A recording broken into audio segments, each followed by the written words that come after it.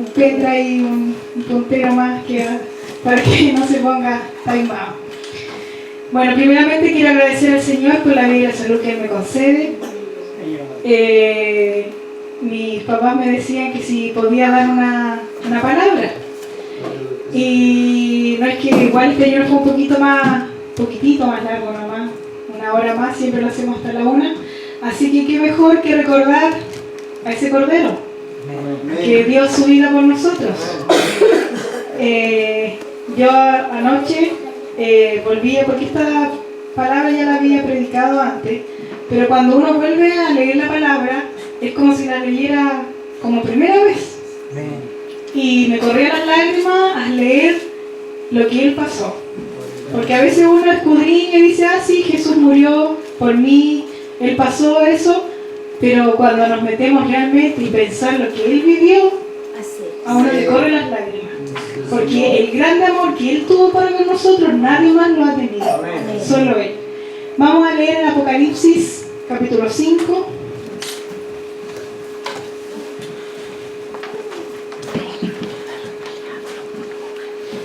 Apocalipsis, capítulo 5.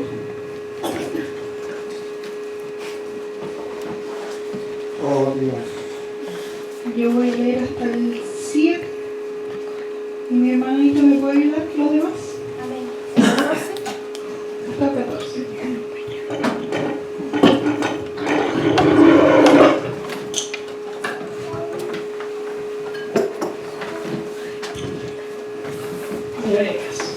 Apocalipsis 5. Si lo han encontrado, le damos lectura en el nombre del Señor. Amén. Y vi en la mano derecha del que estaba sentado en el trono un libro escrito por dentro y por fuera, sellado con 7 sellos. Y vi a un ángel fuerte que pregonaba a gran voz: ¿Quién es digno de abrir el libro y desatar sus sellos? Y ninguno, ni en el cielo, ni en la tierra, ni debajo de la tierra, podía abrir el libro, ni aún mirarlo. Y lloraba yo mucho, porque no se había hallado a ningún digno de abrir el libro, ni de leerlo, ni de mirarlo. Y uno de los ancianos me dijo: no llores, he aquí que el león de la tribu de Judá, la raíz de David, ha vencido para abrir el libro y desatar sus sellos. Y miré y vi que en medio del trono y de los 4 seres vivientes y en medio de los ancianos estaba en pie un cordero como inmolado, que tenía 7 cuernos y 7 ojos, los cuales son los 7 espíritus de Dios enviados por la tierra. Y vino y tomó el libro de la mano derecha del que estaba sentado en el trono. Mi hermanito del 8 adelante. Amén. Y cuando hubo tomado el libro, los 4 seres vivientes y los 24 ancianos se postraron delante del Cordero. Todos tenían arpas y copas de oro llenas de incienso, que son las oraciones de los santos, y cantaban un cántico nuevo diciendo: digno eres de tomar el libro y de abrir sus sellos, porque tú fuiste inmolado, y con tu sangre nos has redimido para Dios de todo linaje y lengua, pueblo y nación. Y nos has hecho para nuestro Dios reyes y sacerdotes, y reinaremos sobre la tierra. Y miré y oí la voz de muchos ángeles alrededor del trono y de los seres vivientes, y de los ancianos, y su número era millones de millones. Y decían a gran voz: el Cordero que fue inmolado es digno de tomar el poder, la riqueza, la sabiduría, la fortaleza, la honra, la gloria y la alabanza. Y todo lo creado que está en el cielo y sobre la tierra y debajo de la tierra y en el mar, y todas las cosas que en ellos hay, oí decir: el que está sentado en el trono y al Cordero sea la alabanza, la honra, la gloria, el poder por los siglos de los siglos. Los 4 seres vivientes decían: amén. Y los 24 ancianos se postraron sobre sus rostros y adoraron al que vive por los siglos de los siglos. Amén. Oramos. Señor, te damos gracias por tu palabra, porque tú has sido bueno. Te damos gracias porque hasta este momento hemos sentido tu presencia, tú has estado con nosotros. En este momento te pido que tú seas usando mis labios, que no sea yo hablando, sino tú, Padre. Dame la sabiduría, dame la inteligencia para poder predicar esta palabra. Te pido que tú abras el entendimiento de mis hermanos, Dios mío. Todo esto te lo pido bajo el nombre de Jesucristo, nuestro Salvador. Amén. Tome su asiento. Uno de mis pasajes favoritos de la Biblia es este. Amén. ¿Por qué? Porque aquí, ¿no es cierto?, en la Biblia podemos encontrar muchos pasajes que nos hablan de Cristo, pero aquí, ¿no es cierto?, vemos que Juan estaba llorando, porque él veía que nadie era digno. Incluso él, habiendo visto la crucifixión de Cristo, él decía que no había nadie digno, y lloraba, ¿no es cierto? Pero ¿qué viene diciendo después? Que había un cordero, ¿no es cierto? Me parece, estaba en pie. Sí. Y miré y vi en medio del trono y de los 4 seres vivientes, y en medio de los ancianos estaba en pie un cordero como inmolado. Gloria a Dios. Y tal vez, ¿no es cierto?, después se le va revelando que quién era esa persona. El león de la tribu de Judá, ¿no es cierto? ¿No es cierto? Nuestro Señor Jesucristo fue un cordero, pero ahora es el león de la tribu de Judá. Ahora ya no es más ese corderito, ¿no es cierto?, que vino a dar su vida. Ahora Él es el Rey de Reyes y Señor de Señores. Él dice que Él es digno de tomar el libro. Él fue el único digno. Nadie más ha podido. Así es, Señor. No. Entonces de repente uno ve que en el mundo toman el nombre de Jesús tan simple. Así es. ¿No es cierto? Los que son católicos todavía tienen a Cristo crucificado. Él ya no está así. Él ahora vive y está allá arriba y todos le adoran. Él está siendo digno. Así es. Y Él va a abrir los sellos. Gloria a Dios. Pero en este día, más que hablarle, supongamos, de los sellos o de esas cosas, quiero hablarle lo que Él pasó para poder ser digno. Jesús comenzó su ministerio después de los 30 años aproximadamente. Amén. Lucas 3:23. Mi hermana Anita, tenga el micrófono porque usted es mi ayudante. Lucas 3:23.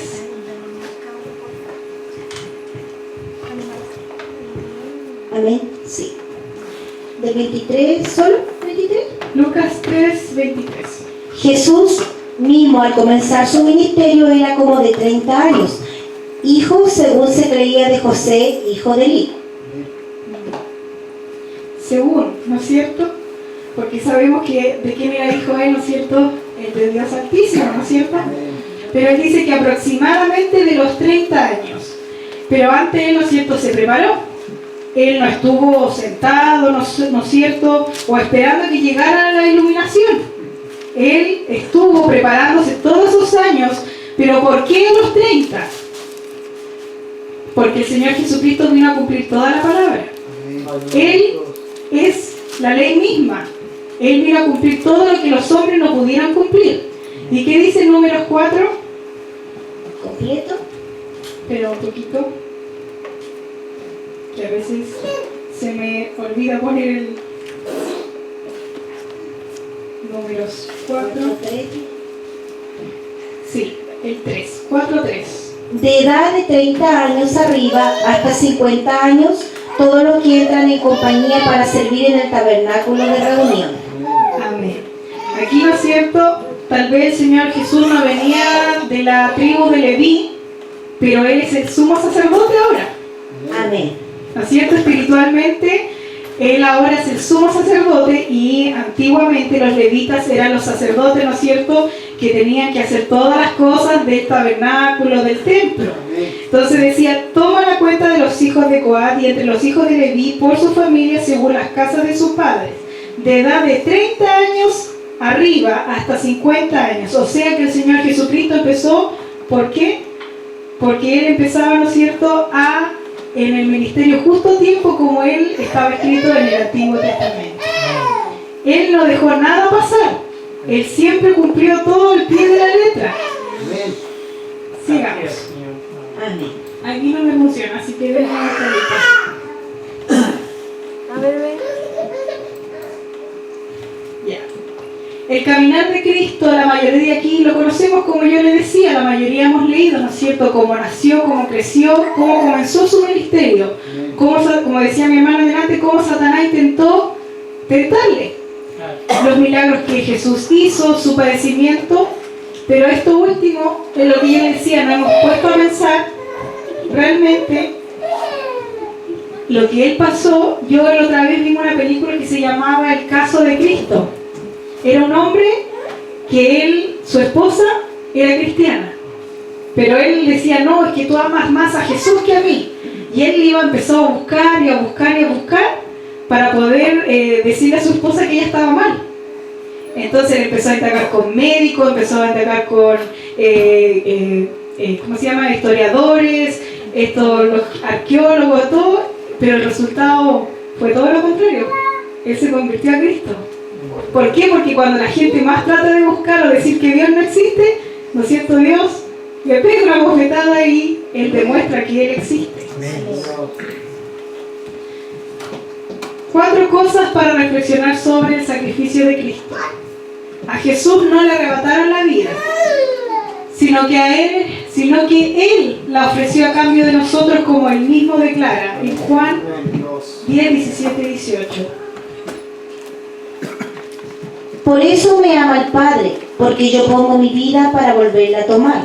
Nadie me la quita, sino que yo de mí mismo la pongo. Tengo poder para ponerla y tengo poder para volverla a tomar. Este mandamiento recibí de mi Padre. Amén. ¿Escuchó lo que decía? Amén. Dice, porque por eso me ama el Padre. O sea, ¿por qué? Porque Él era obediente. Dice, porque yo pongo mi vida. O sea que nadie podía jactarse, ¿no es cierto? Ellos, por los romanos o los fariseos, los judíos, podían decir, no, nosotros enviamos a Jesús ahí. No, Él dice que Él la entregó por nosotros. A Jesús no le arrebataron, Él se entregó como sacrificio por nosotros. Jesús nunca perdió el control ni se sorprendió por lo que estaba sucediendo. Sabía exactamente a dónde iba y contaba con el poder y la autoridad para evitarlo o detenerlo, pero para esto había venido al mundo y debía obedecer. Imagínense él, ¿no es cierto? Satanás, cuando lo intentó tentar, decía, no, tírate porque van a venir los ángeles, ¿no es cierto? Pero él no, firme en su propósito. ¿Y cuánto nos falta de repente para seguir las pisadas de Cristo? Un poquito nomás y nos tiramos, ¿no? Cambio Cristo no. Él siempre firme. Imagínense él 40 días. Imagínense nosotros un ratito en el que estamos nomás. Ya tenemos un poquito de hambre, ¿no? Sobre todo los que no tenemos que tener azúcar, a mí me pasa eso, se me llena un poco porque tengo que tener azúcar en mi sistema. Entonces se me seca mucho la garganta. Pero yo digo, me imagino a Jesús, ¿no es cierto? Me está tentando, tiene dulces. No. Jesús ahí, ¿no es cierto? Los 40 días, y él le dijo, no, porque Cristo está, al Señor tú servirás, ¿no es cierto? Y después que pasó esa recompensa, el Señor envió a los ángeles a darle de comer. Vamos a ver qué tipo de comida era, si era celestial o de acá abajo, solo el Señor sabe. Dice 2, si es posible, pasa de mí esta copa. En algunas ocasiones se hace alusión a que cuando Jesús estaba en el Getsemaní le pidió al Padre que lo librara de la mano de los romanos, pero esto no es cierto. Él no estaba pidiendo, Señor, pasa de esta copa que me van a golpear, que me van a maltratar, que me van a escupir o que voy a tener que pasar por el pecado de los demás. No, es lo que estaba tratando de decir. Pero vamos a ver primero las citas bíblicas. Mateo 26, del 36 al 39. Entonces llegó Jesús con ellos a un lugar que se llamaba Getsemaní y dijo a sus discípulos, sentaos aquí, entre tanto que voy allí y oro. Y tomando a Pedro y a los 2 hijos de Zebedeo, comenzó a entristecerse y a angustiarse en gran manera. Entonces Jesús le dijo, mi alma está muy triste hasta la muerte, quedaos aquí y velad conmigo. Yendo un poco adelante, se postró sobre su rostro orando y diciendo, Padre mío, si es posible pase de mí esta copa, pero no sea como yo quiero, sino como tú. Amén. Vamos a Lucas, que si usted se da cuenta cuando lee el Evangelio, cada autor, ¿no es cierto?, nos va diciendo ciertas cositas más que el otro. Por eso a mí me gusta de repente cuando uno lee la historia, ir pasando a lo otro, viendo la misma historia, porque le ponen algo más. ¿Qué dice en Lucas 22, 39 al 43? Y saliendo se fue como solía al monte de los olivos y sus discípulos también le siguieron. Cuando llegó a aquel lugar le dijo, orad que no entréis en tentación, y él se apartó de ellos a una distancia como de un tiro de piedra, y puesto de rodillas oró, diciendo: Padre, si quieres que pase de mí esta copa, pero no se haga mi voluntad, sino la tuya. Y se le apareció un ángel del cielo para fortalecerle. Amén. Podemos ver, ¿no es cierto?, que la otra decía que él se postraba, ¿no es cierto?, y estaba en agonía. Pero aquí podemos ver que decía, y se le aparecía un ángel del cielo para fortalecerlo. O sea que el Padre no lo dejaba solo, ¿ya? Lo mandaba a fortalecer. Es lo mismo ahora nosotros tenemos el Espíritu Santo, ¿no es cierto?, que Él nos consuela. Amén. ¿Qué dice Marcos 14, del 32 al 36? Vinieron pues a un lugar que se llamaba Getsemaní y dijo a sus discípulos: Sentaos aquí, entre tanto yo oro. Y tomó consigo a Pedro y a Jacobo y a Juan, y comenzó a entristecerse y a angustiarse. Y les dijo: Mi alma está muy triste hasta la muerte, quedaos aquí y velad. Yéndose un poco adelante, se postró en tierra y oró que si fuese posible pasase de él aquella hora. Y decía: Abba, Padre, todas las cosas son posibles para ti. Aparta de mí esta copa, mas no lo que yo quiero, sino lo que tú. Amén. Aquí podemos decir que Cristo dio, ¿no es cierto? Abba es una forma de decir como algo cercano al Padre. Los niños le dicen Abba, ¿no es cierto? Es como papito, padre, ¿no es cierto? Es algo como cariñoso.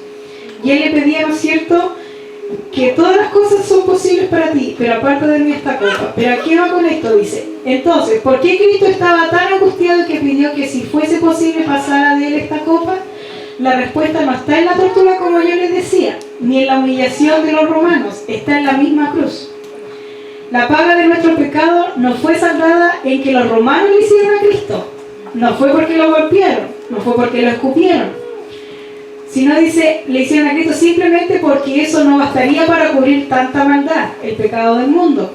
Él tenía que pagar por el pecado frente a Dios mismo. La copa es la representación de la ira de Dios en contra del pecado en todo el Antiguo Testamento. Era la copa de la ira de Dios la que él debería beber al siguiente día. Sin embargo, Jesús glorifica al Padre en esta oración, en que a pesar de su aflicción, por lo que debía acontecer, su voluntad es hacer la voluntad del Padre. Amén. Es lo que yo les decía, que él no le estaba diciendo: Señor, ojalá no me golpeen. No, él lo que le estaba tratando de pedir, aunque no dijo que se haga su voluntad, era no pasar por la ira de su Padre. Porque sabemos que cuando hay pecado, el Padre se aleja.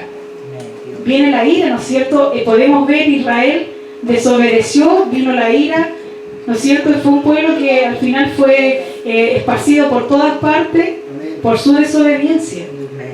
Y Cristo, eso era lo que temía. No era que lo iban a golpear, era que sabía que teniendo el pecado del mundo, Jehová se iba a apartar. ¿Por qué? Porque Jehová es santo y no habita donde hay pecado. Entonces, para que tengamos claro que Cristo, eso era lo que estaba diciendo cuando decía: pasa de mí esta copa. Era la copa de la ira de Jehová. El Hijo de Dios se hizo maldición. Suena fuerte esa palabra, maldición, ¿no es cierto? Imagínense, el Hijo de Dios se hizo maldición. Gálatas 3:13. 3:13. Sí. Cristo nos redimió de la maldición de la ley, hecha por nosotros maldición, porque está escrito: maldito todo aquel que es colgado de un madero. Nosotros merecíamos estar en ese madero, no él, porque incluso en pequeñas cosas, incluso estando en la iglesia, de repente cometemos pecado. Y que el Señor nos perdone, ¿no es cierto? Por eso tal vez Él aún no ha venido, porque tal vez nuestras vidas aún le falta. Porque tal vez si hubiéramos estado listos, el Señor ya no hubiera llegado personalmente. Diría: este está listo, me lo llevo. Pero tal vez todavía nos falta mucho. Dice, ¿no es cierto?, que Cristo nos redimió de la maldición de la ley, hecho por nosotros maldición, porque está escrito: maldito todo que es colgado en un madero. Imagínense qué cosa más baja en esos tiempos era colgar a alguien en un madero. Y Cristo, siendo completamente inocente, porque más encima a él lo calumniaron, le inventaron cosas que él había dicho, cosas que nada que ver. Entonces, imagínense él siendo completamente inocente, siendo un corderito, ¿no es cierto?, que fue sin decir nada. Deuteronomio 21, del 22 al 23. Si alguno hubiere cometido algún crimen digno de muerte y le hiciere morir y lo colgaren en un madero, no dejaréis su cuerpo pase la noche sobre el madero, sin falta lo que enterrarán el mismo día, porque maldito por Dios es el colgado, y no contaminará la tierra que Jehová tu Dios te da por heredad. Imagínense que ni siquiera lo dejen ahí, porque si no era como que iba a maldecir, ¿no es cierto?, iba a contaminar, por decir otra cosa. Ahí, esa parte, la tierra. Imagínense, es que yo me imagino a Cristo, su gran amor por cada uno de nosotros, él venía a la mente, ¿no es cierto? Tanto, no pierdan las pilas, pues. Su gran amor, ¿no es cierto?, teniendo el nombre de cada uno de nosotros ahí en el madero, y él dijo, no importa, yo voy a pasar por eso, una vergüenza, era una maldición, pero a él no le importó nada. En un intercambio incomprensible, Jesús tomó nuestro lugar en la cruz y le fueron imputados nuestros pecados, haciéndose maldición por nosotros delante de Dios. Toda nuestra culpa, cada pecado, cada insulto, cada desprecio, cada menosprecio, cada indiferencia, cada rebelión, cada ley quebrada y toda nuestra maldad fue cargada a Jesús por medio de la sustitución. Un sustituto. ¿No es cierto? Cuando de repente trabaja alguien y me dice, oh, yo no puedo ir este día, ¿me puedes sustituir? Alguien toma tu lugar, ¿no es cierto? Esto lo hizo Cristo por nosotros. Yo me imagino de repente alguien lo mira feo nomás y se siente mal. ¿Cuántas veces lo hemos pasado aquí en la iglesia? Sí, ¿no es cierto? En la iglesia hay de todo. No pueden decir cosas hirientes. Pero de repente viene Cristo y nos dice, ¿y yo no pasé más que tú? Yo pasé todo por amor a ti. ¿Te vas a ir porque alguien no te saludó? ¿Te vas a ir porque alguien dijo algo que no era verdad, que te calumnió? ¿Quién fue el que te compró? ¿Fue el hermano o fui yo? Te dice Cristo. Eso tenemos que tener en cuenta. Cuando nos hacen algo, decir, no importa, yo perdono, porque hay que perdonar para tener libertad, ¿no es cierto?, en nuestros corazones. Pero no hay que irnos. ¿Por qué? Porque el que compró el precio de sangre, nuestra vida, nuestra salvación, fue Cristo. No fueron los hermanos. La ira de Dios sobre él. Marcos 15:34.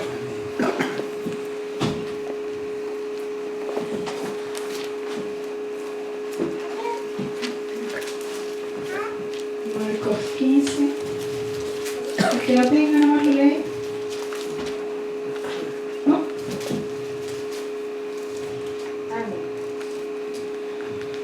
Y la hora novena de Jesús clamó a gran voz diciendo, Eloi, Eloi, lama sabactani, que es traducido, Dios mío, ¿por qué me has desamparado? Ahí volvemos a ver, ¿no es cierto?, la ira de Dios. Y muchos dicen, ¿no es cierto?, está llamando Elías, o ¿por qué clama a Dios? ¿No es cierto? Uno se pregunta, siendo el Hijo de Dios, porque el Padre podría haberle dado consuelo, ¿no es cierto?, desde arriba decirle, hijo, no te preocupes, tú estás haciendo bien. Pero lo que, como yo les decía, Dios es santo y no puede aceptar el pecado, y en ese momento de la cruz Cristo llevaba todo el pecado. El pecado que usted ni se imagina, todas las enfermedades que usted ni se imagina, Él llevaba encima.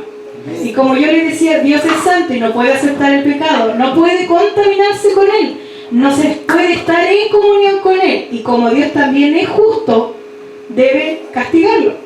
No puede simplemente pasarlo por alto, debe aplicar su justicia, de otra forma se negaría a cometer, aunque sea solo una injusticia, dejaría de ser Dios.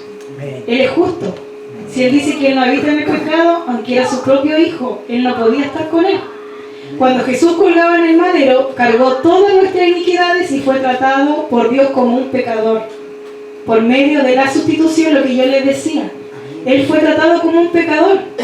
Siendo el Hijo de Dios, siendo su propio. ¿Usted se imagina usted dar su hijo por otra persona? Yo creo que a las mamás les costaría mucho, ¿no es cierto? O a los papás también. Yo creo que cuando le hacen daño a un hijo suyo, usted salta como león, ¿no es cierto?, al tiro. Imagínense el dolor del padre al ver a su hijo ahí, maltratado, con las heridas, ¿no es cierto?, en carne viva, solo por tan amor, como dice, ¿no es cierto?, San Juan 3:16, porque de tal manera amó Dios a este mundo. Amén. No fue algo poco, yo no soy mamá ni eso, pero yo me imagino el cariño que tienen mis padres hacia mí, el amor que tienen, cómo me cuidan. Yo me imagino el padre cómo se debe haber sentido, viendo a su hijo ahí. Él fue tratado como nosotros deberíamos ser tratados. La separación entre Dios y Jesús en ese momento es incomprensible y forma parte de lo que no podemos entender acerca de la Trinidad.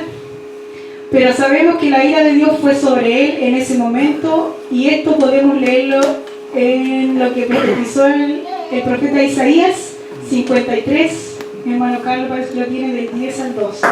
Con todo eso Jehová quiso quebrantarlo, sujetándole a padecimiento cuando haya puesto su vida en expiación por el pecado. Verá linaje y vivirá largos días, y la voluntad de Jehová será en su mano y prosperará. Amén. ¿Sigo en el 12? Sí. Y verá el fruto de la aflicción de su alma y quedará satisfecho por su conocimiento y justificará mi siervo justo, y muchos llevarán la iniquidad de ellos. Por tanto yo le daré parte con los grandes y con los fuertes repartirá despojo, por cuanto derramó su vida hasta la muerte y fue contado con los pecadores, habiendo él llevado el pecado de muchos y orado por los transgresores. Amén. Yo me pongo a ver de repente los judíos, yo digo, ellos tienen esta palabra. Ellos tienen Isaías, tal vez lo tienen todo por separado, tienen el Torá, ¿no es cierto?, que es el libro de la ley, tienen los profetas mayores, los profetas menores, los salmos, que son los cánticos, y yo digo, ellos dicen que en Israel casi este texto no se lee. ¿Por qué? La otra vez hicieron como un estudio y fueron a la calle que leyeron este pasaje, los judíos, los hebreos, porque no todos son judíos, son hebreos, ¿no es cierto?, israelitas. Judíos son los que practican, ¿no es cierto?, la religión. Es como aquí hay millones que somos chilenos, ¿no es cierto?, ellos ya son los israelitas, ¿no es cierto?, los hebreos. Y cuando leían este pasaje y le hacían la pregunta que a quién le recordaba, ellos decían, la única persona que se me viene a la cabeza es ese tal Jesús que le llaman. Algunos decían, no, es que Jesús era un mentiroso, decían, no, este no es Jesús, es otro, decían. Y se enojaban. Pero yo digo, aquí está tan clarito lo que él iba a padecer, y ha sido el único, porque dice, con todo Jehová quiso quebrantarle, sujetándole a padecimiento, cuando haya puesto su vida en expiación por el pecado. Cristo lo único que vino a hacer a esta tierra fue a mostrar el amor, ¿no es cierto? Él igual tuvo palabras duras, pero él sobre todo vino a buscar, ¿no es cierto?, al quebrantado. Donde más él estaba, era donde estaba el pecador. Lo que yo siempre recuerdo es que Jesús sí iba, ¿no es cierto?, a comer a la casa de los pecadores, de los afligidos, pero esa casa se transformaba. No quedaba igual como siempre. Pero ahora, en el tiempo que vivimos, de repente los de la casa nos tiran más a nosotros que nosotros a ellos mismos. Y tendríamos que nosotros llevar la salvación a ese hogar. Y Cristo hacía eso, Él llegaba al hogar y el hogar se transformaba. Si había alguien muerto, Él lo hacía revivir. Pero en cambio nosotros, ¿por qué nos pasa eso? Que tal vez la gente de afuera nos tira más, tal vez que nos faltará más de Cristo en nosotros. Que el Señor nos ayude, ¿no es cierto? Jesús en el huerto suda sangre. Condición médica llamada hematidrosis. No es muy común, pero se puede dar cuando hay un alto grado de sufrimiento psicológico. La piel queda extremadamente frágil, y de modo que cuando Jesús fue flagilado por el soldado romano, al día siguiente su piel ya estaba muy sensible. O sea, nosotros, ¿no es cierto?, cuando encontramos con miedo o hacemos algo, sudamos, ¿no es cierto? Pero como leíamos delante, él estaba en una agonía tremenda. ¿Por qué? Porque iba a venir la ira de Jehová sobre él. Y sus poros se abrieron, y en vez de botar solamente sudor, botó sangre. Y eso se llama hematidrosis, ¿Qué dice Lucas 22, 39 al 46? Lo vamos a volver a leer. Y saliendo se fue como solía al monte de los olivos, y sus discípulos también le siguieron. Cuando llegó a aquel lugar les dijo: orad que no entréis en tentación. Y él se apartó de ellos a distancia como de un tiro de piedra, y puesto de rodillas oró, diciendo: Padre, si quieres pasa de mí esta copa, pero que no se haga mi voluntad sino la tuya. Y se le apareció un ángel del cielo para fortalecerle, y estando en agonía oraba más intensamente, y era su sudor como grandes gotas de sangre que caían hasta la tierra. Cuando se levantó de la oración y vino a sus discípulos, los halló durmiendo a causa de la tristeza, y les dijo: ¿por qué dormís? Levantaos y orad para que no entréis en tentación. Amén. Ahí podemos ver, ¿no es cierto?, que dice que él estando en agonía, oraba más intensamente. O sea que él no dejó que su pena o su dolor que él ya estaba sintiendo lo alejara de la comunión con Dios. Él seguía, ¿no es cierto?, en conexión, oraba. Lo que Cristo más nos enseñó fue orar. Él siempre, imagínense, él siendo el Hijo de Dios, que podría haber, sí, Señor, sí, él se postraba a orar. Él es el ejemplo en todo. Él nos enseña, ¿no es cierto?, que tal vez estando en agonía tenemos que seguir orando. No ponernos, ¿no es cierto?, a reclamar, sino orar. Porque, ¿no es cierto?, nosotros no sabemos los planes que tiene Dios para con nosotros. La flagelación. Mientras buscan las citas bíblicas, dice: las flagelaciones romanas eran conocidas por ser terriblemente brutales. Generalmente consistían de 40 o 39. 40 era la ley. 40 era la ley. Pero como Pilato dijo: como este hombre no es culpable, le voy a dar 39. Imagínate, era como decirte: me caíste bien, te voy a dar 39 nomás. Imagínense, entre 40 y 39, pero era para que se cumpliera, ¿no es cierto?, la palabra. Generalmente consistía en 40 y 39 latigazos. El soldado usaba un látigo con tiras de cuero trenzado con bolas de metal entretejidas. Cuando el látigo golpeaba la carne, estas bolas provocaban moretones o contusiones, las cuales se abrían con los demás golpes. Y el látigo también tenía pedazos de huesos afilados, los cuales cortaban la carne severamente. Yo no sé si ustedes han visto La Pasión de Cristo. Yo creo que la mayoría lo hemos visto. Es una de las escenas más crudas que uno ha podido ver. Pero yo me imagino cuán cruda debe haber sido la vida real. ¿Por qué? Porque dice, ahí vamos a leer, ¿no es cierto? Imagínense estarlo golpeando y que yo cuando ya me araña mi gata nomás me duele. Imagínense que un latigazo con huesos le arañe la espalda. O le saque aquí el pedazo. No sé, yo creo por eso le digo, todos hemos visto la película. Ahora imagínenselo tal vez 3 veces más, 4 veces más de lo real que fue. Porque las películas son películas. No es verdad. Pero imagínense la vida real, cómo Cristo de verdad padeció. ¿Qué dice Mateo 27?